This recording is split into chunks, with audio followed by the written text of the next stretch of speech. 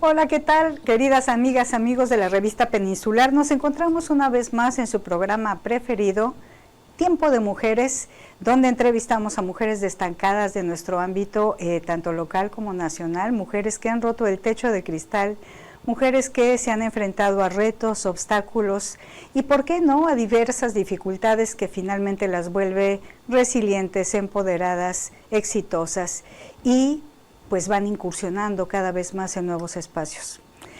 Hoy tengo el placer, el privilegio de entrevistar a una amiga muy querida, que déjenme confesarles que nos conocemos hace tal vez casi 30, 35 años, pero nunca hemos sido amigas cercanas, pero siempre hemos tenido una amistad de mucho cariño y sobre todo mucho respeto y admiración.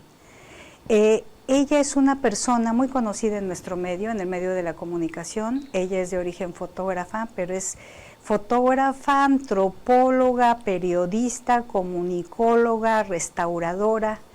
Ella es Socorro Chablé. Ella es conocida como Soco Chablé, a quien le damos la más cordial bienvenida. Mi querida Soco, es un placer tenerte aquí en tu programa Tiempo de Mujeres. No, el placer es mío y agradezco infinito esta invitación, es todo un privilegio, me encanta tu programa, así que te agradezco esta deferencia al invitarme.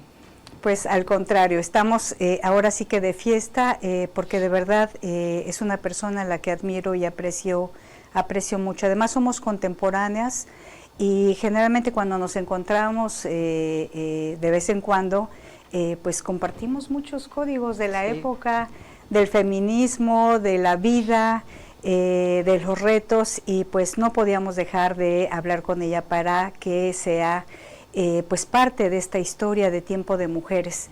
Soco, fíjate que en este programa, el proyecto que tenemos aquí en la revista Peninsular, ya desde hace pues más de 2 años y medio, lo comenzamos con nuestra querida Alaine López, a quien le enviamos un saludo ahora que es la nueva secretaria de Obras Públicas del Gobierno del Estado. Mi querida Alaine, te deseamos lo mejor para tu nuevo proyecto laboral.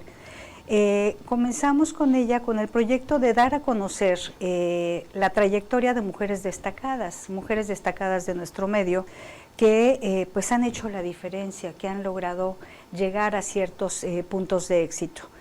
Pero muchas veces las conocemos a través de los medios de comunicación o a cargo de sus negocios o de la academia o de la política en diferentes ámbitos, y muchas veces no conocemos su vida personal. Entonces, hoy sí, Soco, si nos lo permites, quisiéramos saber, primero que nos cuentes en esta primera etapa de la entrevista, en unos minutos, ¿quién es Soco Chablé? Perdón, no conozco tu segundo apellido, ahorita nos lo das. González. ¿Quiénes fueron tus papás? ¿Dónde naciste, creciste, tus abuelos? ¿Qué recuerdo tienes de infancia? ¿Qué querías ser de niña? ¿Cómo te convertiste en una profesional? ¿Qué sueños tenías? Cuéntanos un poco, viendo retrospectivamente, quién es Soco Chablé. ¡Wow! Pues mira, qué curioso que me hagas esta pregunta, porque una de mis reflexiones más recientes es precisamente que es en mi niñez donde encuentro respuestas ahora a muchas de las cosas que me inquietan, que me preocupan, que disfruto y que tienen que ver con mis quehaceres, tanto artísticos como profesionales. Y es justo, creo que en la infancia donde encuentro muchas de estas respuestas.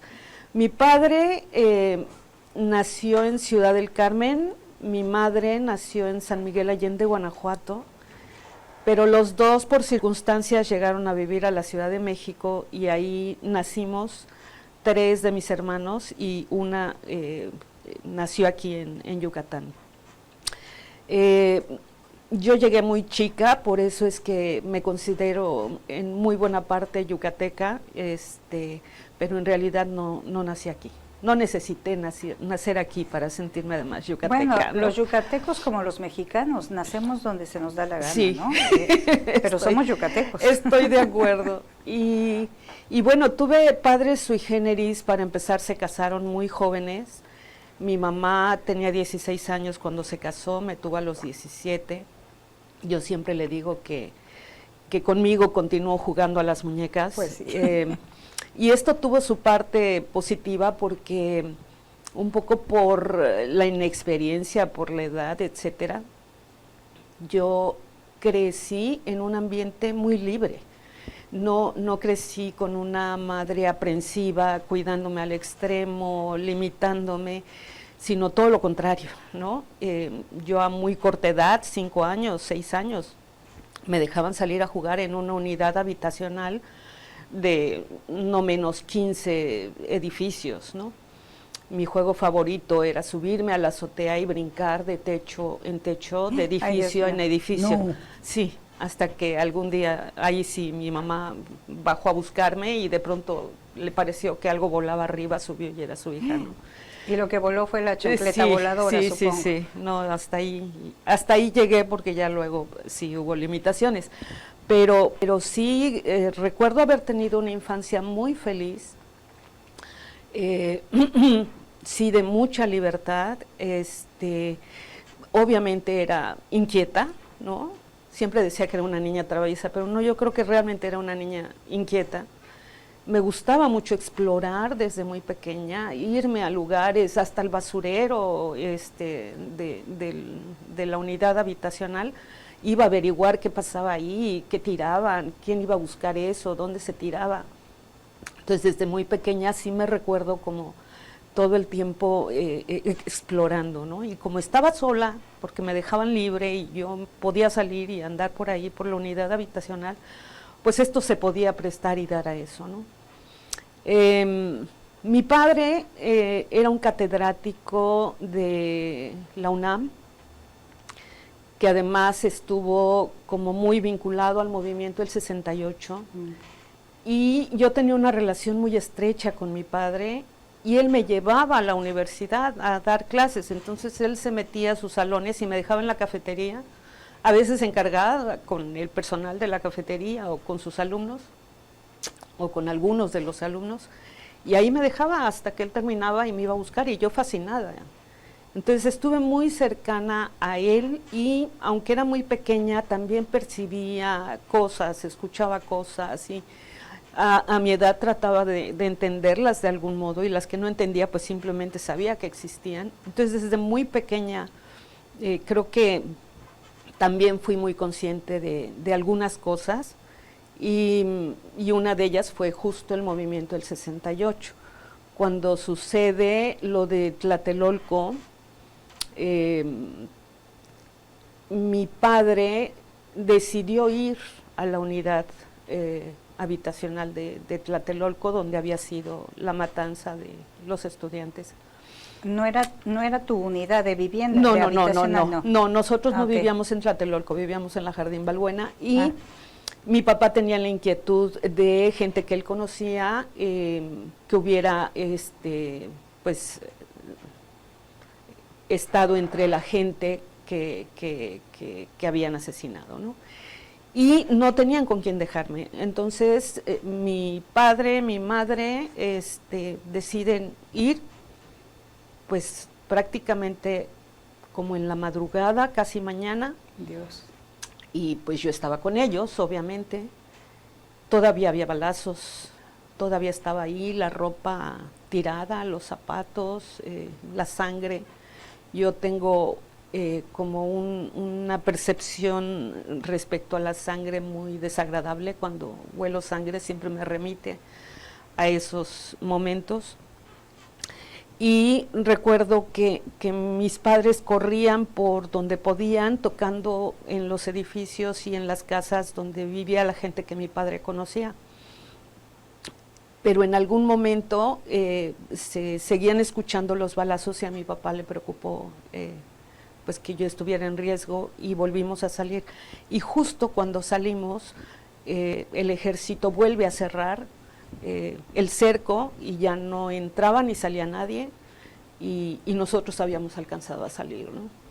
Entonces, te comento todo esto porque finalmente una es resultado de lo que vive, de lo que lee, de lo que escucha, y yo creo que mucho de esto que mi mente infantil fue como asimilando a mi manera, sí, pues claro. yo creo que poco a poco fue influyendo en todo lo que decidí ir haciendo en el camino. En ¿no? el camino. No, pues como podemos ver aquí, pues las infancias también marcan el destino, sobre todo cuando tenemos referentes tan importantes, en este caso tu padre, con una vida universitaria y sobre todo en este proceso tan difícil para el México contemporáneo que fue el movimiento del 68. Vamos a continuar aquí con Soco Chablé en su programa Tiempo de Mujeres aquí en la revista Peninsular. Espérenos un momento, volvemos.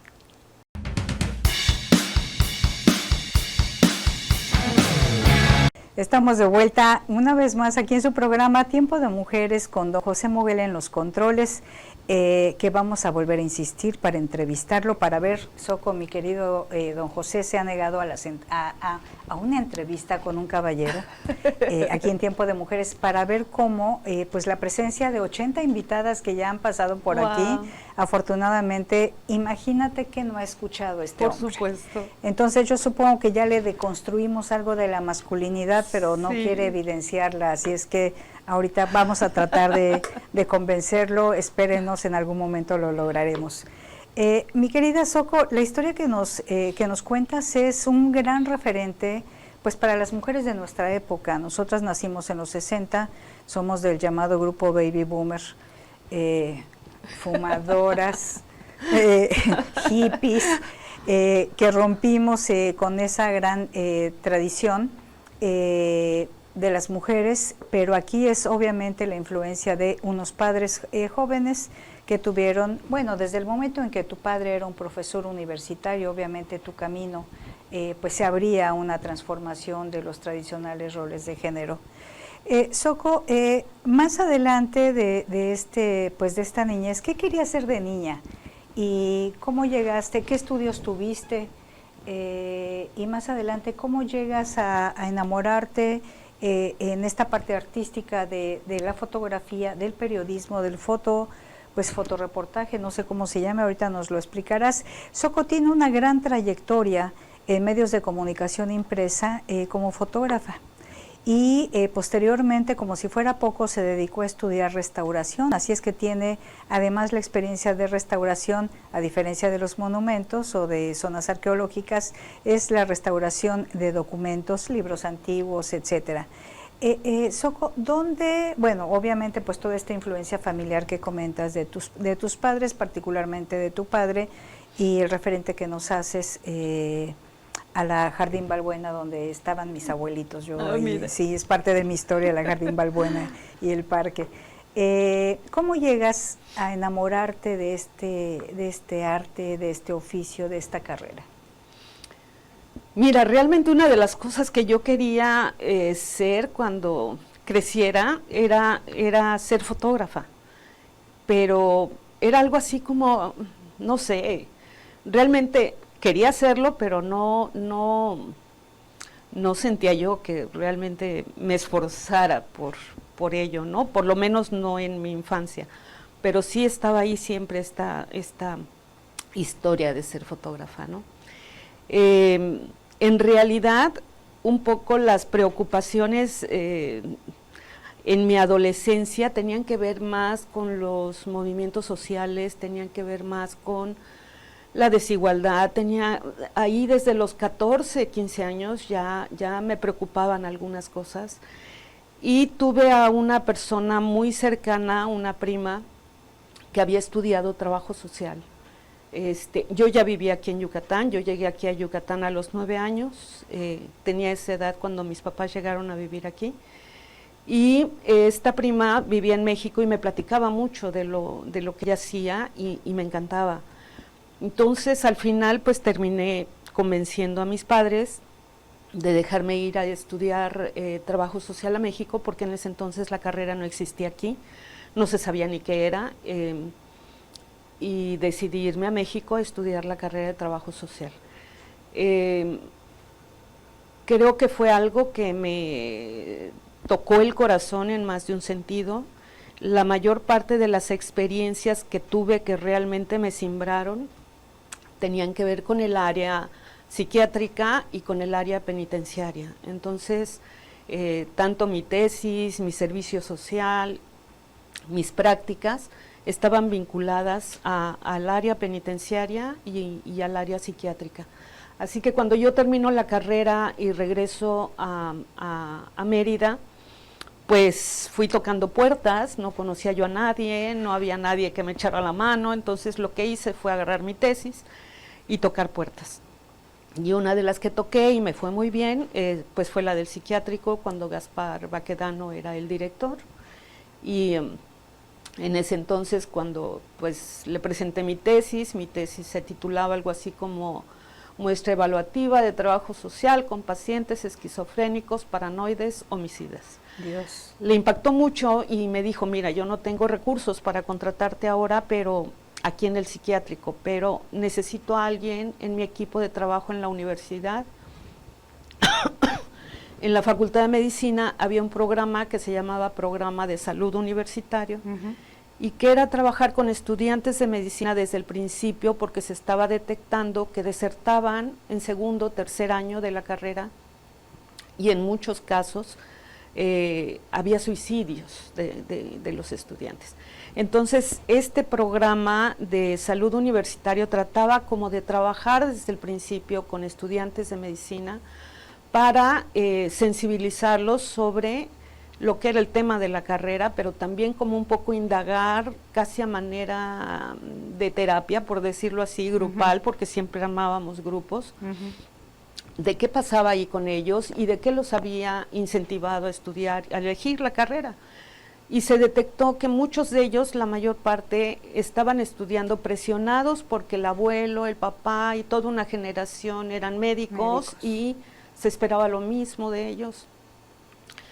O había una influencia de otro tipo, pero siempre familiar, y muchas veces ellos no se sentían como pues realmente motivados a estudiar la carrera y les generaba mucho problema. Entonces, en ese entonces teníamos círculos de estudio, que hace poco lo recordé porque ahorita se está como retomando esta preocupación de los suicidios en Yucatán, que son de un porcentaje elevadísimo. Sí, nos encontramos entre los primeros lugares a nivel nacional, y de hecho el doctor Gaspar Baquedano López, que en paz descanse, que fue un pionero en esta lucha. Así es. Ya lo había trabajado desde hace muchos años y seguimos con el mismo problema. Así es. Pues en ese entonces, si estoy hablando de hace 20 años. No, estoy hablando yo creo que de 30, 40 años. 30, 40 años. Ya estábamos trabajando el tema del suicidio con estudiantes de medicina, que además muchos de ellos terminaron eligiendo la carrera de psiquiatría precisamente como incentivados desde estos círculos de trabajo con ellos, ¿no? Era un programa interesantísimo. Yo le agradecí a Gaspar toda la vida, además de que lo quería mucho, pues haberme dado esa oportunidad y haber confiado en mí para poder formar parte de su equipo. Pero, pues como suele pasarme también, me entregué de manera intensiva a desempeñar mi profesión, y coincidió que ya luego él tuvo una plaza en el psiquiátrico donde me podía contratar, y me dijo, no quiero que dejes la Facultad de Medicina en mi equipo, pero sí quiero que te integres algunas horas en el psiquiátrico. Y entonces trabajaba en los dos lugares, ¿no? En el psiquiátrico, en la Facultad de Medicina, y luego surgió un nuevo trabajo y llegué a tener 3 trabajos con Sandra Peniche, que en ese entonces de manera también... Descansa en paz. Sí, pionera, trabajó un proyecto comunitario de salud y también me incluyó en este proyecto, que fue, de hecho, creo que sigue existiendo el programa, y fue un proyecto increíble porque llevó a las comunidades servicios de salud que no existían, ¿no? Así que trabajé de manera intensa en estas 3 áreas, y obviamente pues llegó un punto en el que ya no daba para más mi carrera. Yo quería hacer muchas más cosas, pero o tenía que estudiar psiquiatría, para lo cual tenía que estudiar antes la carrera de medicina, o decidir cuál era el camino, ¿no? Y en ese entonces ya empezaba yo a sentirme como muy atraída por las artes. Así que empecé a estudiar de manera particular pintura y artes en general. Y ya después entré a Bellas Artes, que en ese entonces estaba inaugurando el nuevo edificio. Y a la par, en ese tiempo se estaba dando un movimiento muy particular en torno a la fotografía de arte, con un grupo llamado Plano Focal, que era un grupo de fotógrafos tratando de impulsar por primera vez un festival fotográfico, y que finalmente terminó siendo el primer festival fotográfico en el país, que es Abril, mes de la fotografía. Ellos llevaron a cabo un primer evento en 1985, yo los conozco en 1986, antes de que hicieran este segundo evento, me vinculo con ellos y termino integrándome al grupo de fotógrafos.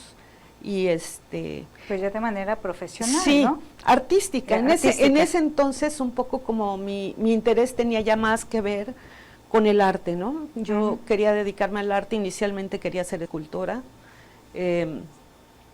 y posteriormente pues ya me aparece la fotografía, y la verdad es que cuando llegué a la fotografía, entré al cuarto oscuro y empecé a trabajar, dije, no, esto es lo mío, yo de aquí soy. Ay, qué maravilla. Y de ahí para adelante, ¿no? Más o menos, ¿en qué etapa de tu vida? Yo empecé en 1986, empecé ya como fotógrafa, ya a hacer mis primeras fotos. Curiosamente yo empecé en la fotografía antes de estudiarla, ¿no? Ya después, cuando entro a Bellas Artes, yo ya venía haciendo fotografía, ya formaba parte del grupo Plano Focal, ya estaba yo colaborando en la organización del evento, ¿no? Y que por cierto quiero contar una anécdota que para mí es muy importante. Fíjate que recién se hizo un libro maravilloso que se llama Abril, mes de la fotografía, una historia.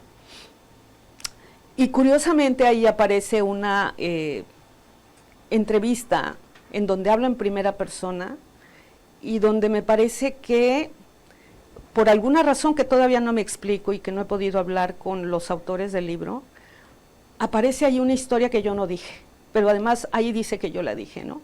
Y una de las cosas que dije es que pues que yo había estudiado redacción para poder ayudar al grupo haciendo las cartas y los documentos, y aparece además en la primera parte de esta entrevista, ¿no? Me dolió mucho porque jamás dije eso, y dice que yo lo dije, y entonces por eso también aprovecho este espacio para hacer esa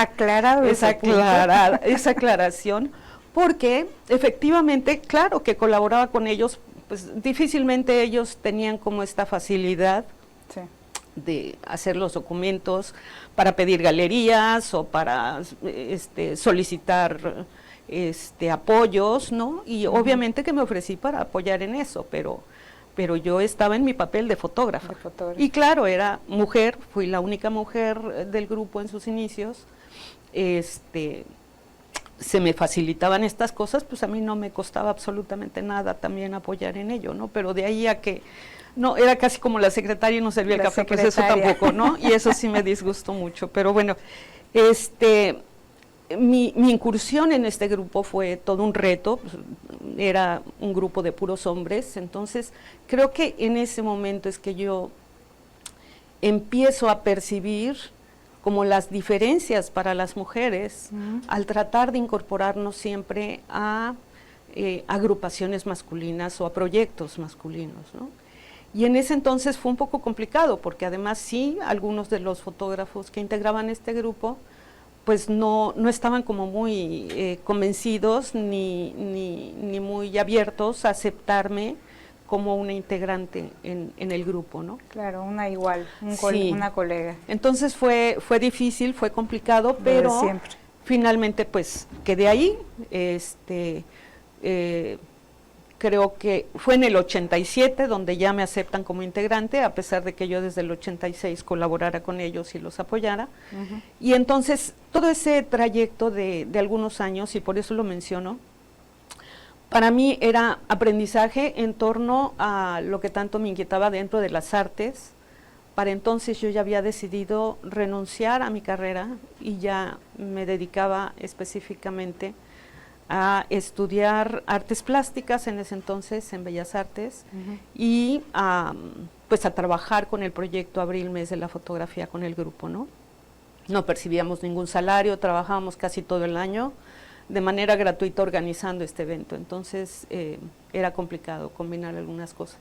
Pues yo feliz, y en el 94, que viene todo este movimiento social y político en México, que se da el levantamiento zapatista, que Salinas estaba ahí todavía como que ya de salida, pero también con un país ahí medio en situación crítica, yo empiezo a sentirme nuevamente inquieta por lo que estaba pasando ahí, ¿no?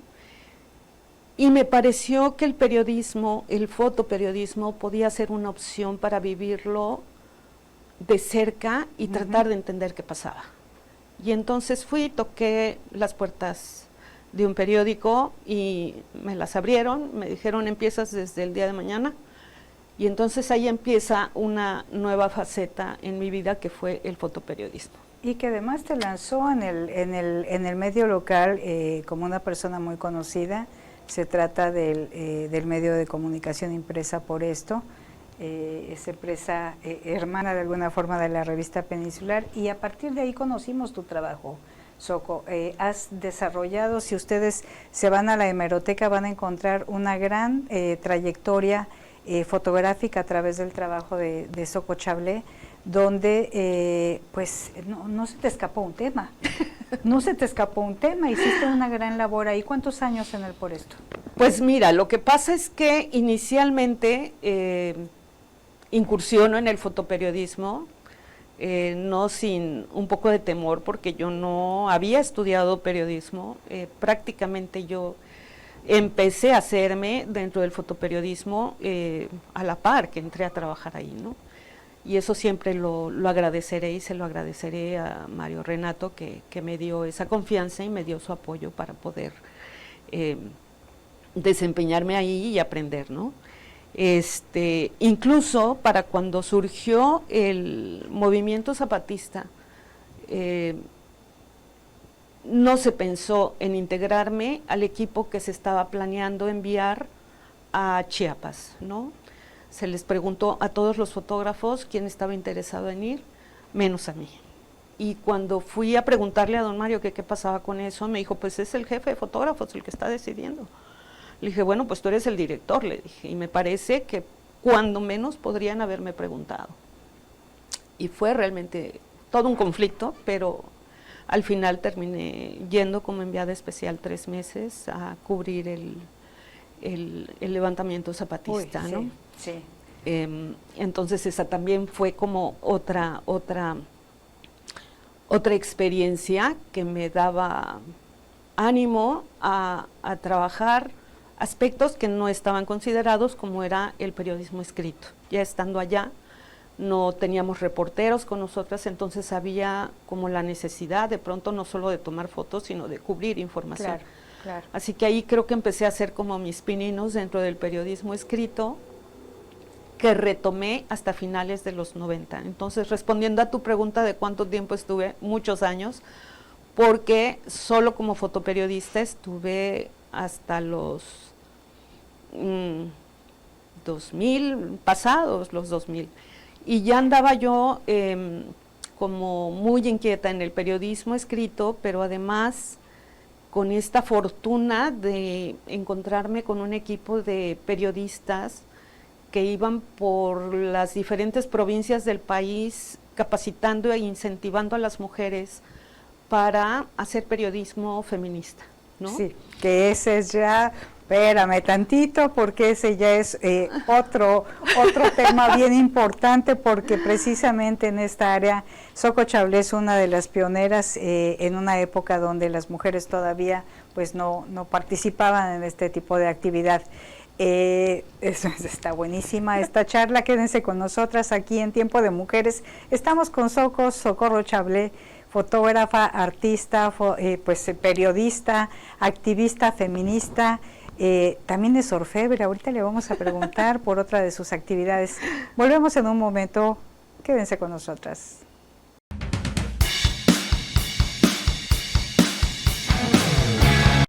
Estamos de vuelta aquí en su programa Tiempo de Mujeres, bien contentas con la presencia de Xoco Chablé y en los controles con don José Moguel aquí en la revista Peninsular. Mi querida Xoco, pues toda una trayectoria muy interesante de cómo se va, fíjense desde el origen, la presencia del padre universitario, una madre joven que no le puso trabas de género para que la niña finalmente incursionara en una serie de actividades. Muy interesante cómo las mujeres se nos van presentando oportunidades, las vamos tomando, las hacemos nuestras, las vamos deconstruyendo, nos vamos deconstruyendo y generalmente vienen nuevas oportunidades en la vida, como a ti te pasó con el periodismo escrito. Pero nos quedamos en la parte anterior de la entrevista con el periodismo ya de corte feminista. Xoco, gente de nuestra generación, pues ¿qué nos lo íbamos a imaginar? Ni en la niñez, ni en la juventud, ni siquiera en la adultez. Y surge un movimiento ya después de los 2000, donde la presencia de mujeres en los medios de comunicación se incrementa con muchas resistencias. Hemos tenido aquí pues invitadas que nos han comentado algo similar, muchas resistencias en un mundo que pues ahorita se ve muy paritario, el de la comunicación, no de los puestos importantes como todo en la vida, pero vemos ya mucha participación de las mujeres. ¿Cómo te inicias en esta ruta feminista que ha sido una de las características que te definen? ¿Cómo te inicias en esto? ¿Qué proyectos surgen?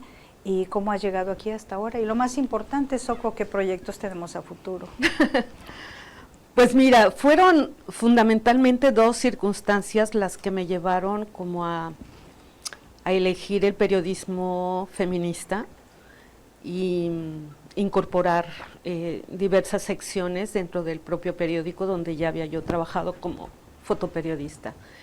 Y una de ellas tuvo que ver con las periodistas en CIMAC, que CIMAC, además de ser una agencia informativa, es como con multitareas en las que desde 95, me parece, 1995, ya estaban trabajando en la capacitación de periodistas en el país, incentivándonos a incorporarnos al periodismo feminista, que no era otra cosa que visibilizar a las mujeres en los medios de comunicación. Las mujeres, las mujeres eran vistas desde la nota roja o desde la nota de sociales en los medios de comunicación, pero rara vez se entrevistaba a una científica, a una profesionista, y rara vez realmente se visibilizaba el quehacer de las mujeres y mucho menos sus problemáticas, ¿no? De aquí, Sara Lovera tuvo mucho que ver, de hecho, ella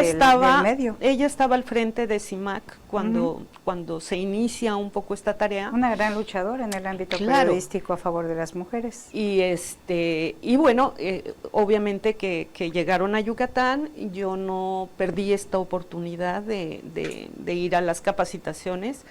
Por supuesto que yo salí asombrada de todas y cada una de las sesiones que tuvimos con ellas, porque yo no sabía a qué nivel verdaderamente las mujeres no existíamos en los medios de comunicación, ni quienes escribían, ni digamos, sobre quién se hablaba, ¿no?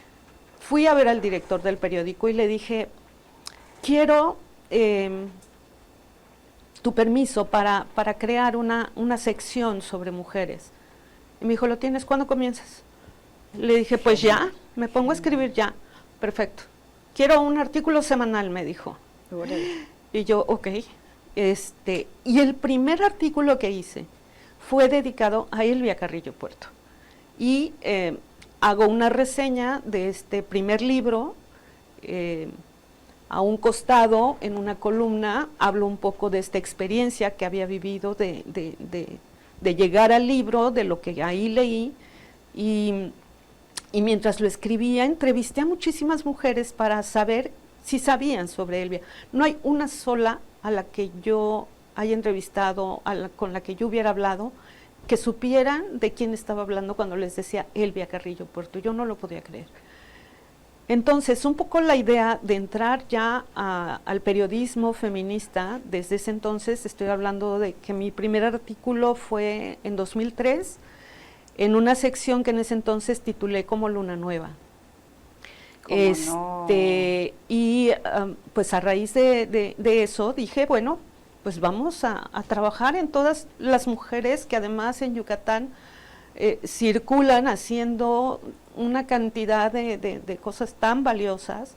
Pues yo estaba vinculada a todas las activistas, claro. Tú en ese entonces también estabas escribiendo libros, estabas como activista por los derechos de las mujeres, Sandra Peniche, Rubí Betancourt, Georgina Rosado, o sea, tantas mujeres que estaban haciendo tantas cosas, y yo dije, pues ya, aquí hay que hacer algo, ¿no? Pues, y empezar a visibilizar a las mujeres. No, y la verdad lo que logró Xoco Chablé en este espacio es que pues es un poco lo que queremos hacer aquí ahora con es lo que haces, no lo que quieres, es lo que haces. Es lo que estamos haciendo aquí. Fíjense que Xoco hace pues más de 20 años ya, 22 años, 21 años, hizo precisamente lo que es muy importante. Si no damos a conocer estas historias, no vamos a poder entender. Yo no entendía como migrante, yo migré aquí a Yucatán a los 18 años,